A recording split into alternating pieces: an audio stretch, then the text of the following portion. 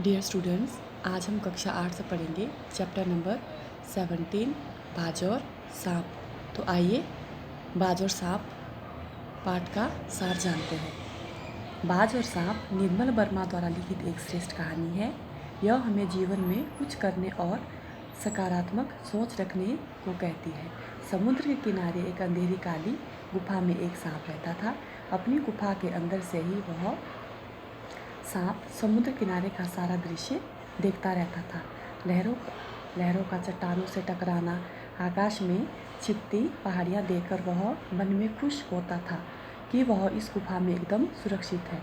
उसके पास एक नदी भी बहती थी।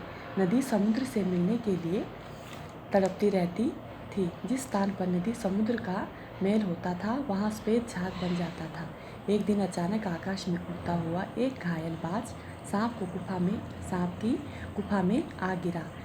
बाज को गुफा में देखकर सांप घबरा गया, लेकिन कुछ देर बाद जब उसने बाज को कराहते हुए सुना तो वह उसके पास गया। उसने देखा बाज के पंख खून से सने हुए थे। वह जोर जोर से हाँफ रहा था। बाज की गंभीर स्थिति को देख सांप मन ही मन खुश हो रहा था और वह कह रहा था कि क्यों भाई इतनी जल्दी मरने की तैयारी कर ली। बाज ने एक लंबी आह भरते हुए कहा, ऐसा ही दिखता है कि आखिरी घड़ी आ पहुंची है। बाज भी मन ही मन कहता है उसकी ज़िंदगी खूब आनंद भरी है। उसने अपने जीवन में जो चाहा उसे पूरा किया।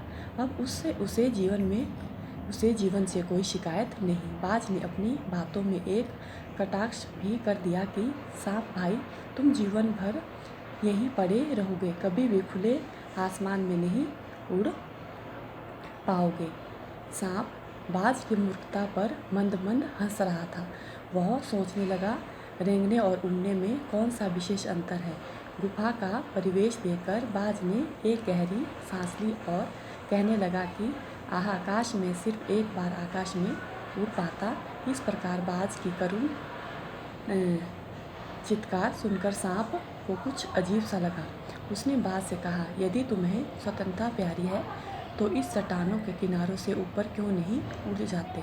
कोशिश करने में क्या हर्ज है। सांप की बातें सुनकर बाज किसी तरह खुले गगन के नीचे आ गया और पूरी ताकत के साथ ऊपर उठा, लेकिन जल्दी ही नीचे धड़ाम से गिर भी गया।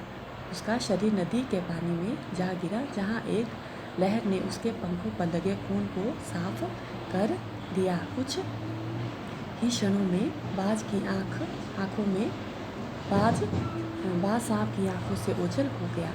अपनी गुफा में बैठा हुआ सांप बहुत देर तक सोचता रहा कि आखिर इस नीले गगन में क्या है जो बाज घायल होने पर भी उड़ना चाहता था। एक तो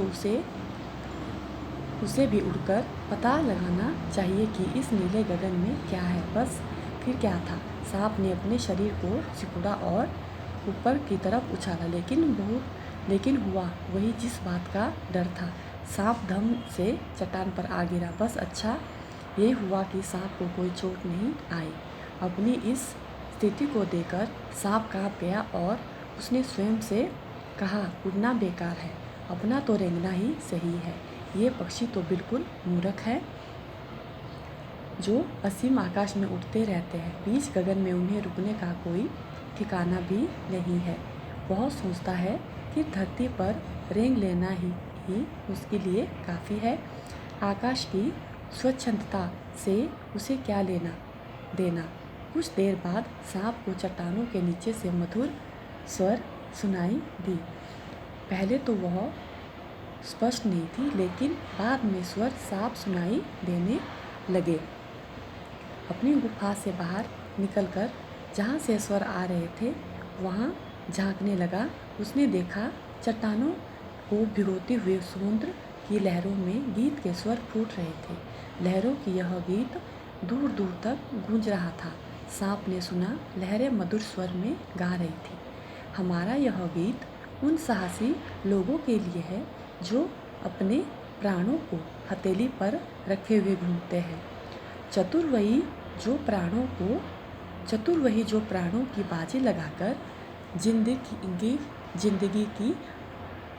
जिंदगी के हर खतरे का बहादुरी से सामना करे। लहरें बाज की मृत्यु को वीरता भरी मृत्यु कहते हैं, क्योंकि उसने अपने जीवन का बलिदान दिया है। उसका रक्त एक दिन अवश्य रंग लाएगा, जब वह कभी साहस और वीरता के गीत गाए जाएंगे। तुम्हारा नाम बड़े गर्व और श्रद्धा से लिया जाएगा। हमारा गीत जिंदगी के उन दीवानों के लिए है जो मरकर भी मृत्यु से नहीं डरते। इसी के साथ ही आपका चैप्टर नंबर 17 कंप्लीट होता है।